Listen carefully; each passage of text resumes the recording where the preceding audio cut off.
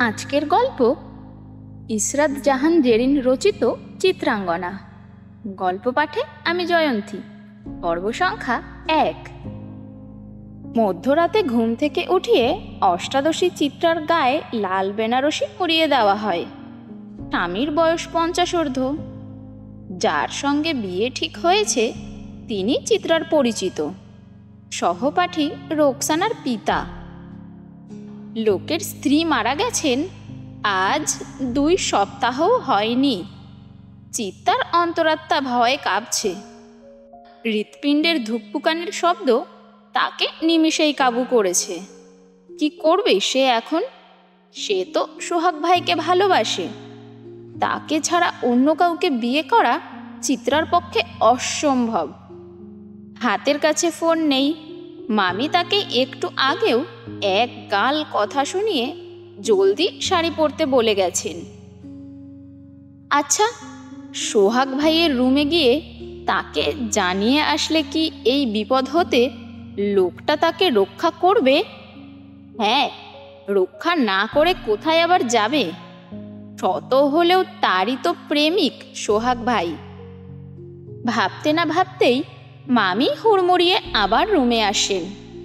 সঙ্গে তার বড় ছেলের বউ মারিয়াও আসে। মুখ পুরি, তুই এখনো বসে আসত? তোর আম্মার আয়সা বুঝি তোরে তৈয়ার করবো? মর্জিয়া বেগম গর্জে উঠলেন। দয়া করে এমন করো না মামি। আমি ওই লোককে বিয়ে করতে পারবো না। আমি ওই লোককে বিয়ে করব না। দয়া করো, ঘরের সব কাজ আমি আরো ভালো করে করব। তাও রহম করো মামি, রহম করো। চিত্রা মার্জিয়ার পা ধরে আর্তনাদ করে। তবে এহেন আর্তনাদ মার্জিয়ার হৃদয় ছুঁয়েছে বলে মনে হয় না। চিত্রাকে পাশ কাটিয়ে মারিয়া শাড়িটা ছুঁড়ে মারে তার মুখের ওপর। তাচ্ছিল্যের স্বরে বলল, নাটক কইরা লাভ হইব না। আম্মা, আপনি ওরে ধরেন, আমি শাড়ি পরাই। ভাবি, ভাবি, আমি আপনার পায়ে পড়ি, আমার সঙ্গে এমন অন্যায় করবেন না ভাবি।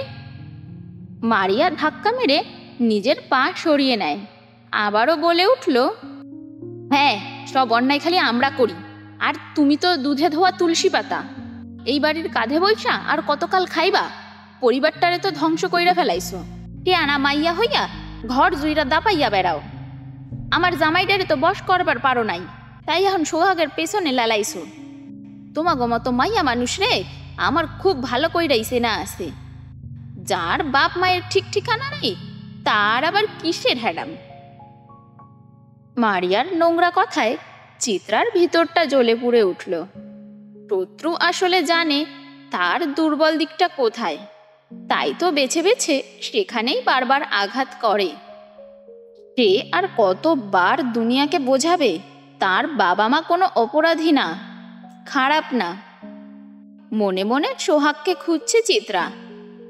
তার চিত্রা সওদা হয়ে যাচ্ছে। সে কি তাকে বাঁচাতে আসবে না? সে কি কিছুই জানে না? তাকে কি কিচ্ছু জানায়নি? একবার, শুধুমাত্র একবার সোহাগের কাছে যেতে চায় সে। ওই মানুষটা ছাড়া নিজের বৈধতা আর কাউকে দিতে পারবে না চিত্রা। এমন কিছু হওয়ার আগে মৃত্যুই শ্রেয়। কি আম্মা, হইছে? মিজান সাহেব তো বইসা আছে, ওরে তৈরি করছো? দরজার ওপাশ থেকে মার্জিয়ার বড় ছেলে মাহাদি হাঁক ছাড়ল।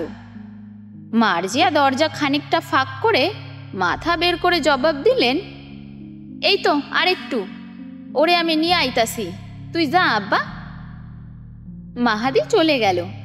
মার্জিয়া এবার চিত্রার চুলের মুঠি শক্ত করে মুঠোয় পুরে বললেন, হরামির বাচ্চা, উঠ উঠ কইলাম। বসার ঘরে 5 থেকে 6 জন পুরুষ মানুষ বসে আছে। তার মধ্যে মাহাদি, মিজান সাহেব, কাজী সাহেব সহ আরও কয়েকজন লোক। মিজান সাহেব ঠিক বিয়ে করতে এসেছে নাকি মাঝরাতে চিত্রাকে মোটা টাকায় কিনে বর্ডার বাজার করতে এসেছেন এটা তিনি নিজেই ভালো জানেন। এলাকার সবাই জানে নারী পাচারের সঙ্গে তার কোনো না কোনো হাত আছে, তবে এখন অবধি কোনো প্রমাণ পাওয়া যায়নি।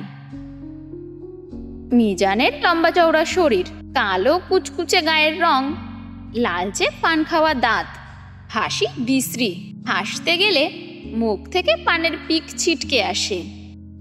কই মাইয়া, কই মাহাদি? আসতাছে, একটু দাঁড়ান। এখানে কি দাঁড়াইতে আইসি?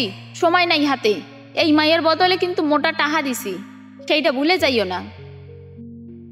মাহাদি একটু বিরক্তি নিয়ে চিত্রার রুমের দিকে তাকায়। হুট করে রুমের দরজা খুলে যায়। ভেতর থেকে বেরিয়ে আসে লাল শাড়ি পরা একটা মেয়ে, মাথায় ঘোমটা। মারিয়া শক্ত করে চিত্রার বাহু ধরে আছে।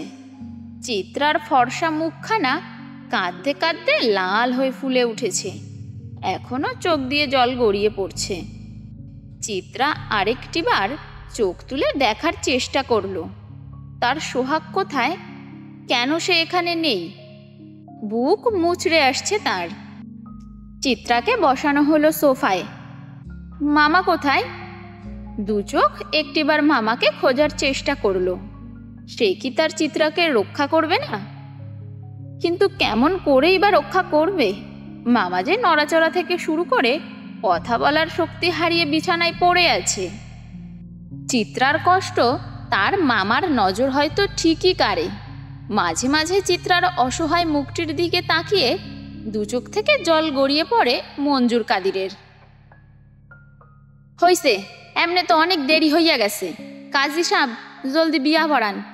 বউ নিয়ে আমারে আবার আইসকেই কুমিল্লা যাইতে হইব, রাইতেই রওনা হইম, বলল মিজান। মিজানের কাঁধে হাত রেখে পাশ থেকে আরেকজন লোক বাঁকা হেসে বলল, ই মিয়া, বিয়া কইরাই কুমিল্লা যাইবা কেন? বাসর করবা না, নাকি আগের মতো এখন আর জোর নাই? হো হো করে লোকটি হেসে ওঠেন। পাশে বসে থাকা বাকিরাও হাসেন, যেন একটু আগে খুব গর্ব হওয়ার মতো কথা হয়েছে এখানে। চিত্রার ঘৃণা লাগছে।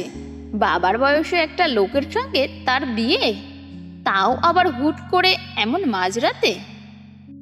লোকটাকে দেখেই মনে হচ্ছে আস্ত একটা লম্পট।